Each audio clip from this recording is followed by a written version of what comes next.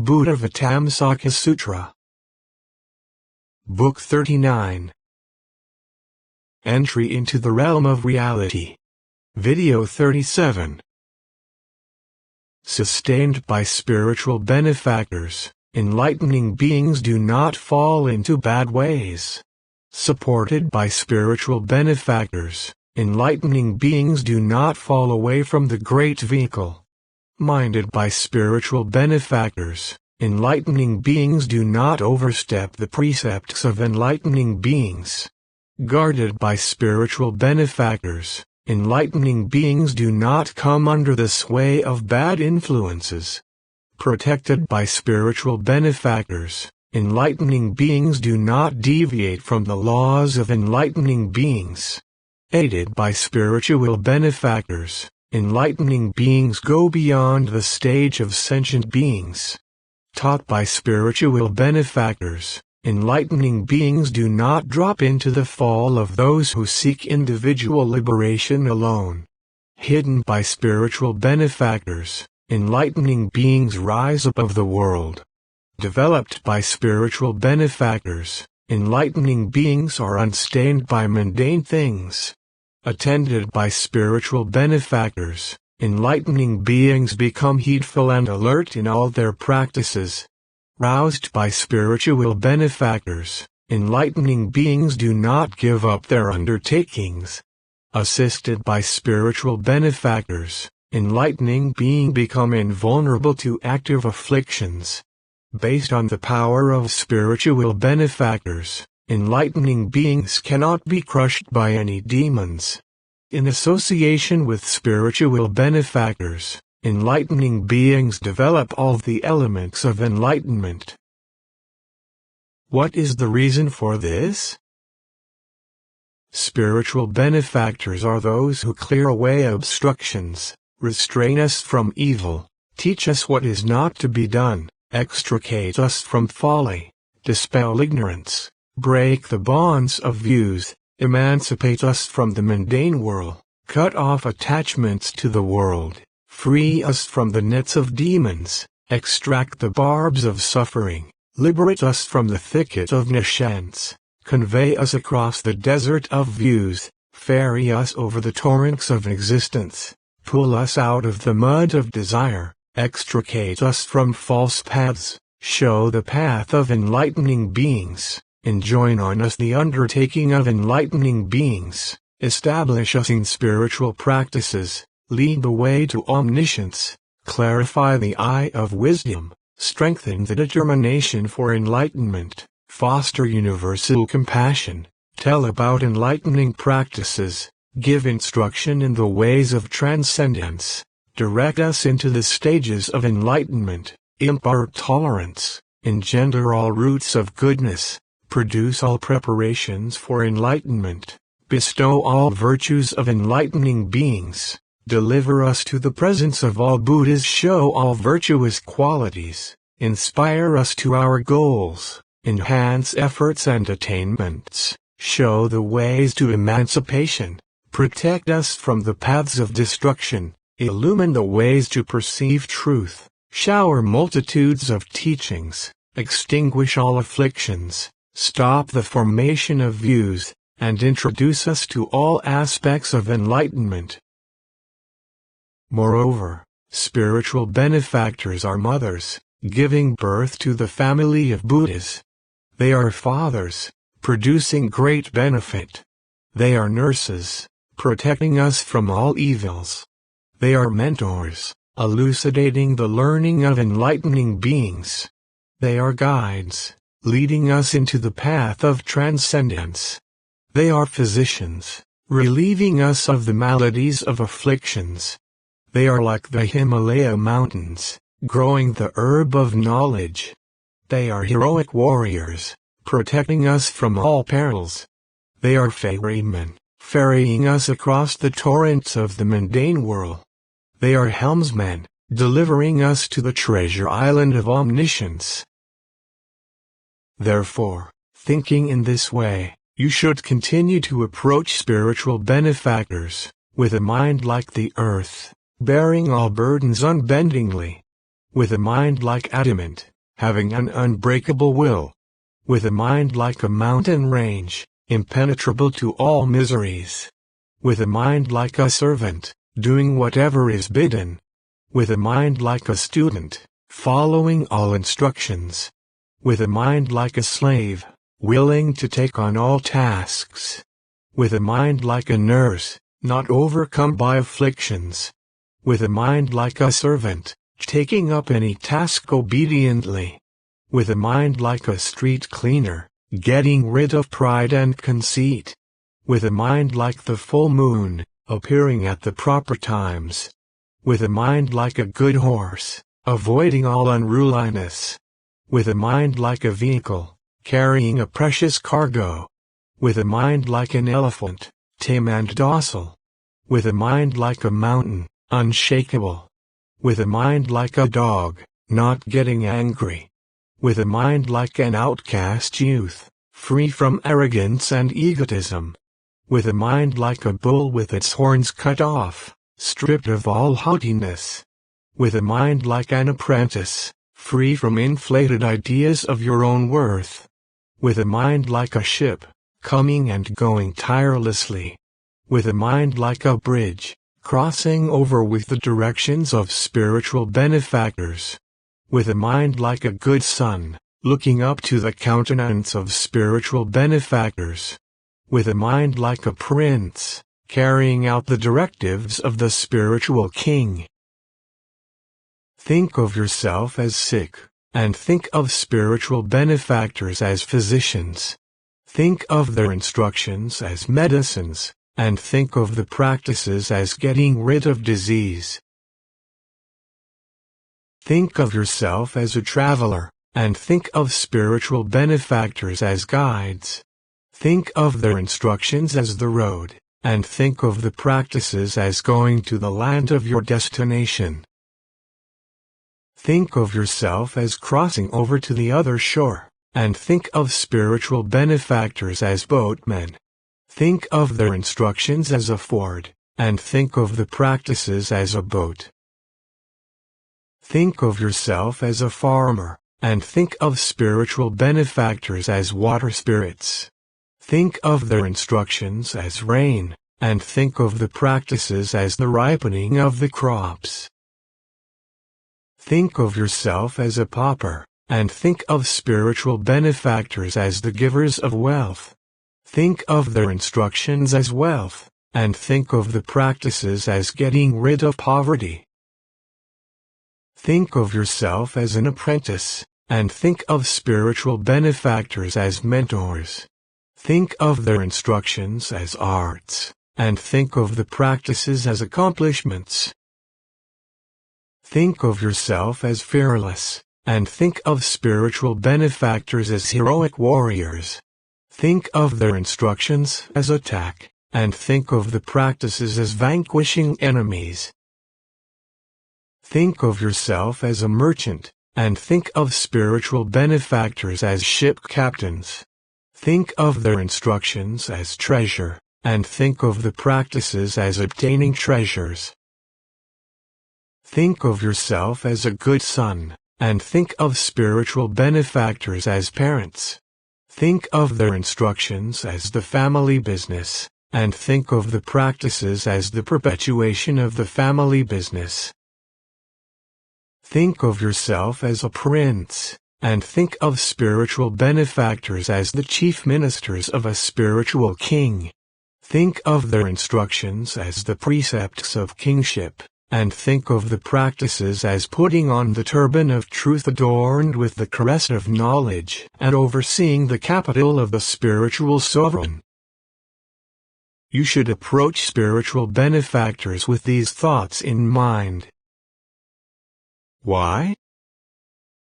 With their attitude towards spiritual benefactors purified in this way, practicing the instructions of spiritual benefactors, enlightening beings grow in goodness, like plants, bushes, and trees growing up the mountains. They become vessels of all Buddha teachings, as the oceans are of water. They become repositories of all virtues, as the seas are of pearls. They purify the determination for enlightenment, as fire does gold. They rise above the world, like the polar mountain over the sea. They become unstained by things of the world, like a lotus in water. They reject all bad actions, as the ocean throws up a corpse. They increase in good qualities, as the moon grows brighter as it waxes. They illumine the reality realm, as the sun does the earth. They grow the bodies of vows of enlightening beings, just as children grow in the care of their parents. In short, enlightening beings who have put the instruction of spiritual benefactors into effect embody untold virtues, purify untold resolutions, develop untold enlightening faculties, purify untold mystic powers, perfect untold worthy practices, get beyond untold demons, abide by untold ways to truth, fulfill untold ways of purifying virtue and knowledge, fulfill untold deeds, purify untold modes of conduct, carry out untold vows. In sum, all practices of enlightening beings, all transcendent ways of enlightening beings, all stages of enlightening beings, all concentrations of enlightening beings, all mystic knowledges and spiritual powers of enlightening beings, all manifestations of mental command and intellectual power of enlightening beings, all knowledge of dedication and infinity of super-knowledge of enlightening beings, all accomplishments of vows of enlightening beings, and all perfections of attainments of all aspects of Buddhahood, derived from spiritual benefactors, are rooted in spiritual benefactors, are born of spiritual benefactors, are fostered by spiritual benefactors, are based on spiritual benefactors, are caused by spiritual benefactors, are produced by spiritual benefactors. Now sadhana, hearing about the virtues and qualities of spiritual benefactors, about the infinity of practice of enlightening beings, and the vastness of the Buddha teaching, was thoroughly delighted and uplifted in mind. He then paid his respects again to the boy Sri Sambhava and the girl Srimati and took his leave. Maitreya.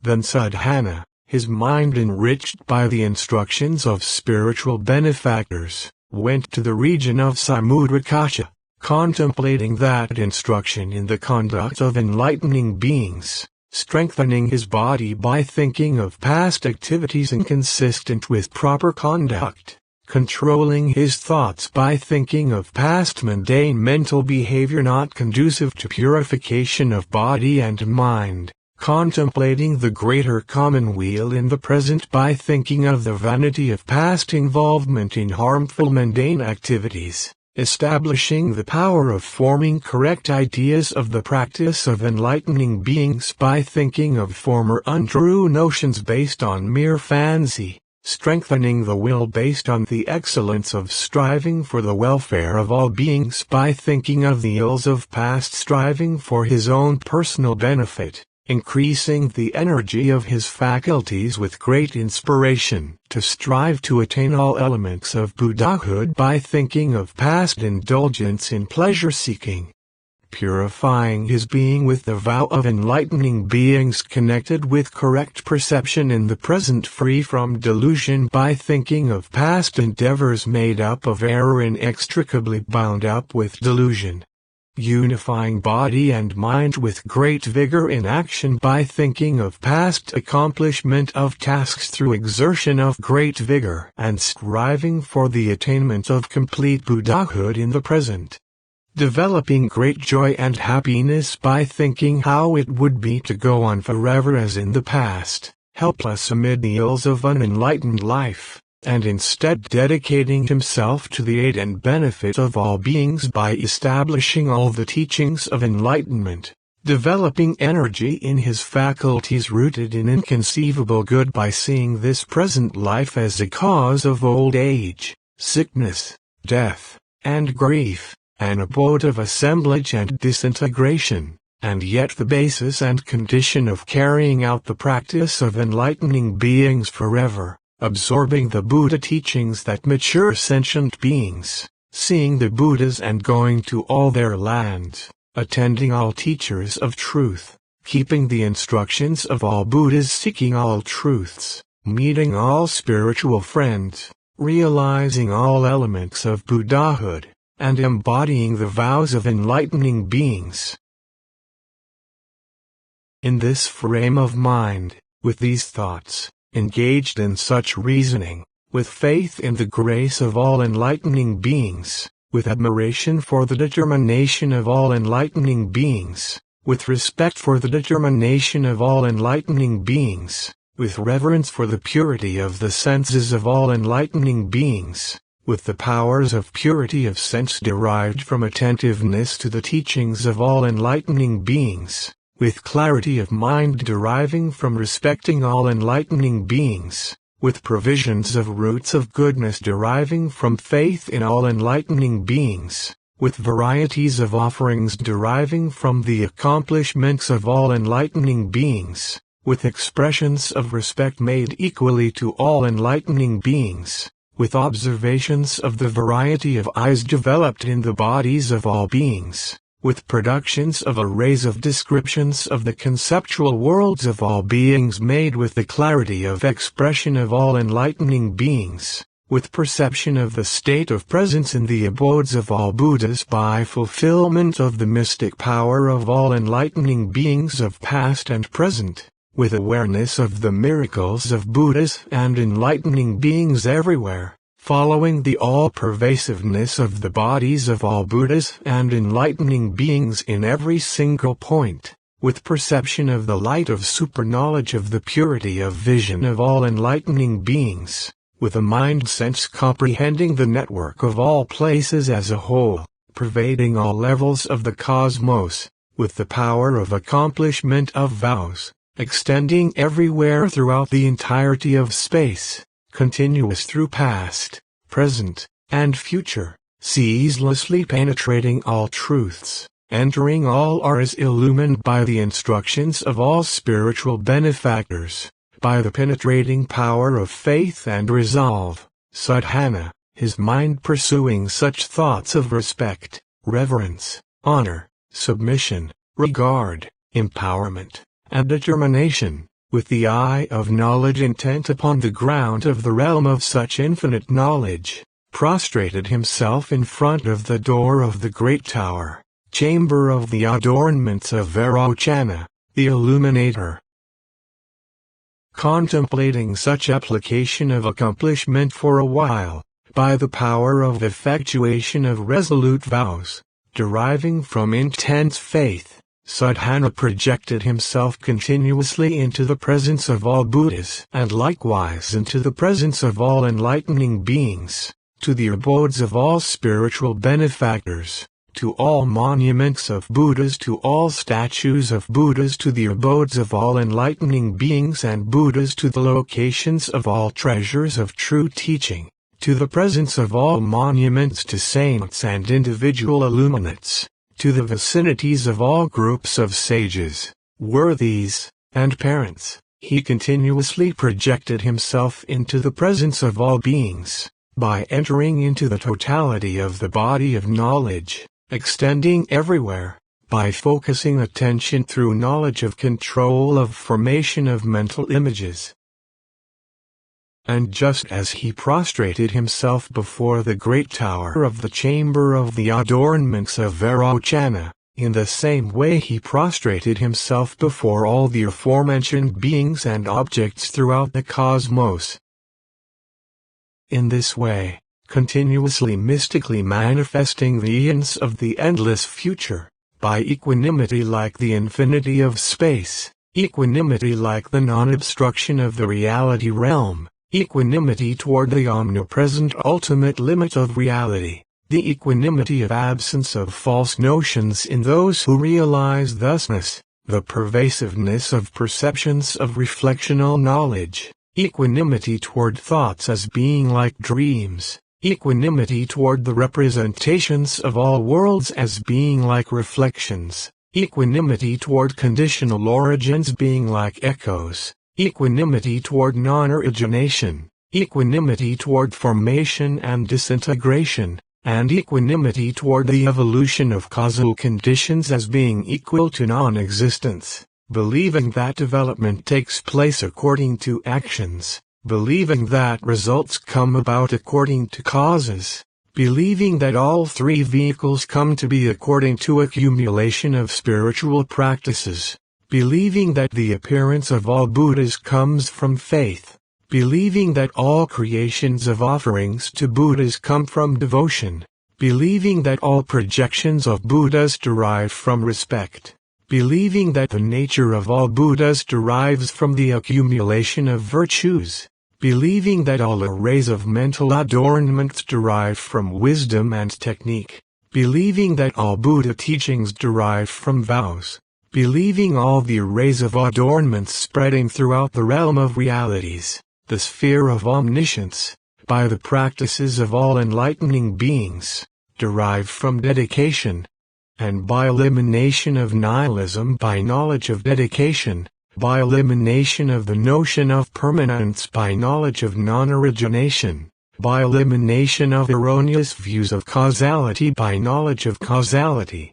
by elimination of false views by independent knowledge, by elimination of notions of self and others by knowledge of interdependence, by elimination of views attached to extremes by knowledge of the reality realm without extremes or mean, by elimination of the notion of transmigration by knowledge of the equal extinction of all abodes, by elimination of notions of becoming and decay by knowledge of non-origination and non-extinction, by elimination of all views by knowledge of the non-origination of emptiness, by dealing with the non-independent nature of things with the power of knowledge of how to accomplish vows, by detachment from all notions of appearances by knowledge of the signless ultimate, due to the nature of things being unperishing like seeds producing sprouts, due to the nature of things being like the impression of a stamp,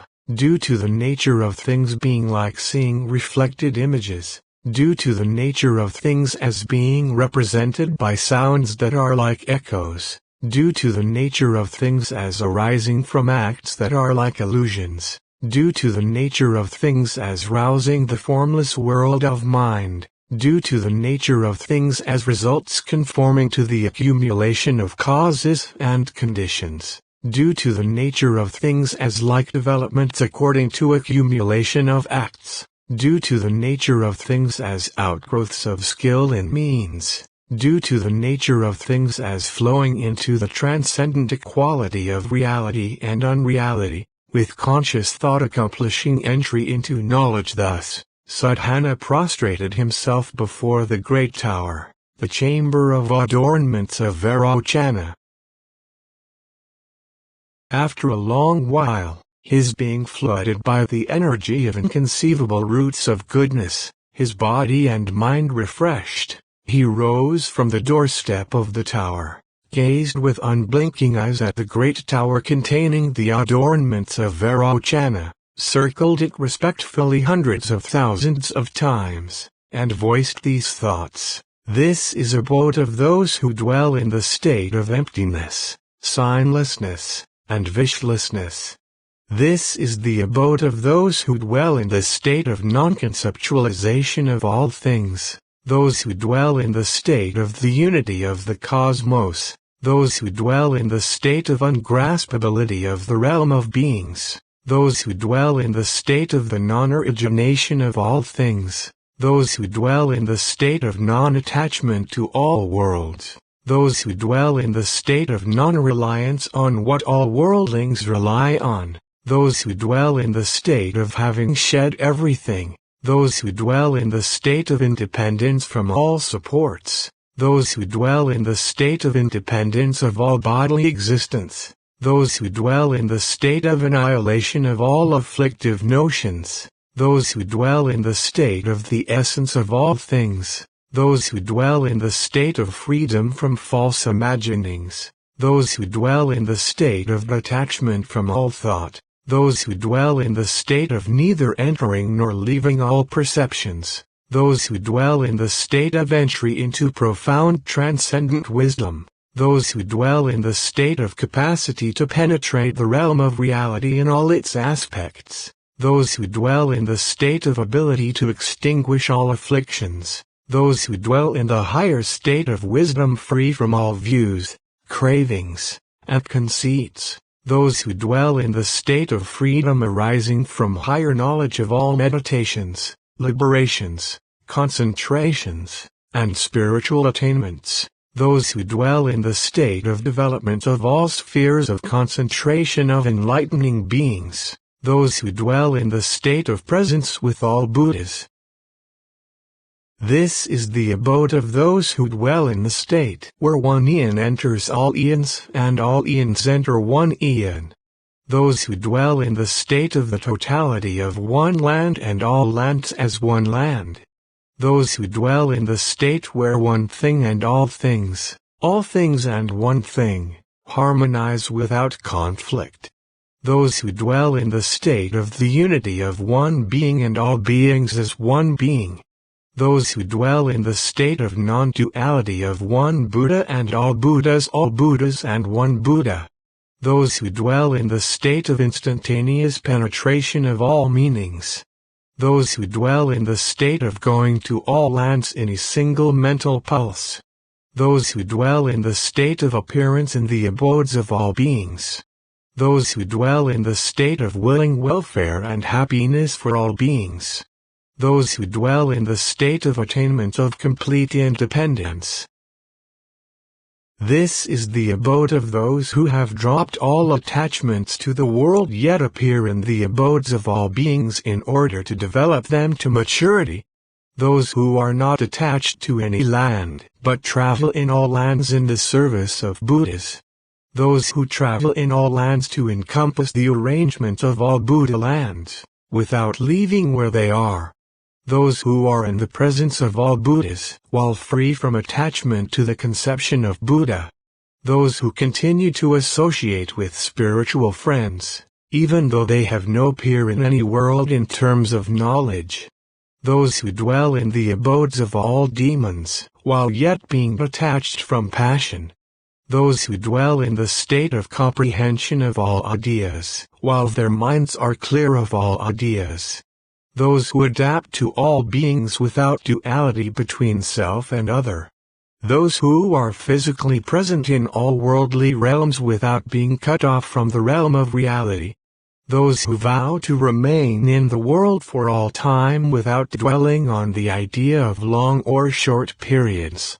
Those who appear in all worlds without moving from one spot.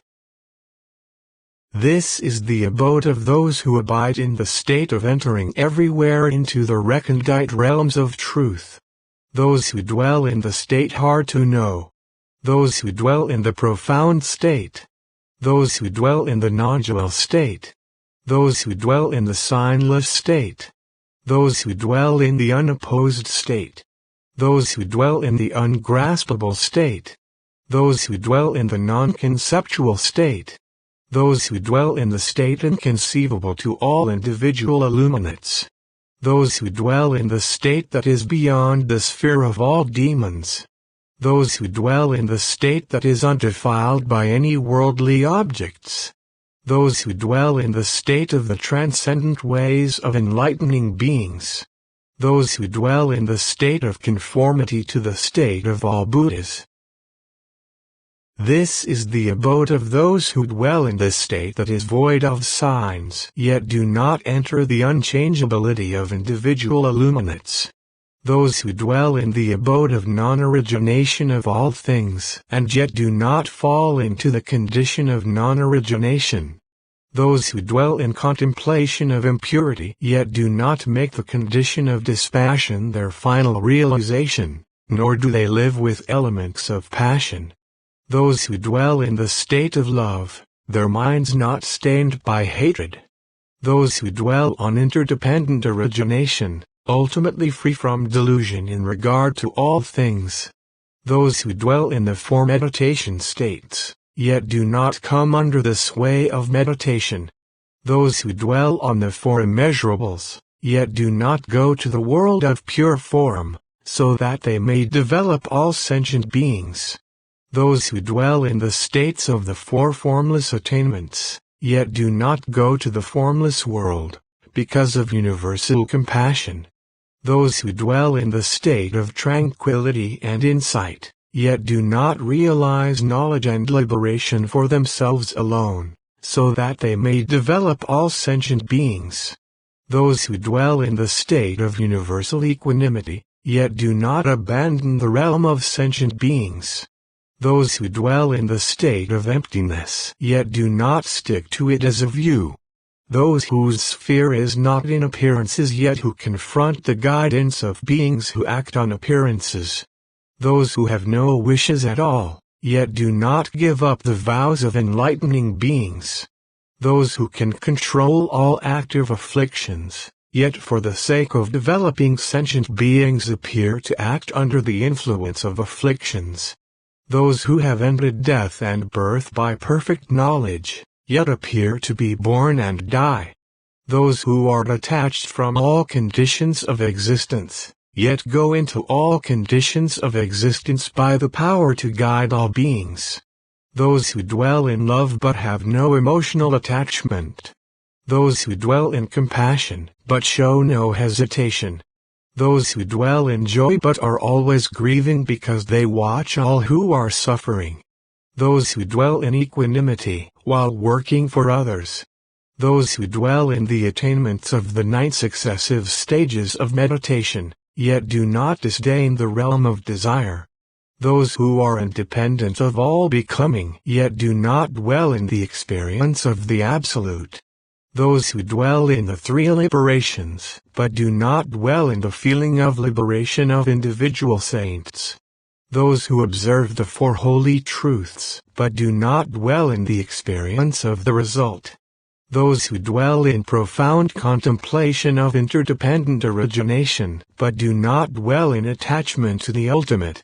Those who practice the 8-fold holy path, but do not dwell in ultimate emancipation. Those who transcend the states of sentient beings, but do not dwell in attachment to individual liberation. Those who have perfect knowledge of the 5 grasping clusters, but do not dwell in ultimate extinction of the clusters. Those who are beyond the 4 demons, but do not dwell on the idea of demons.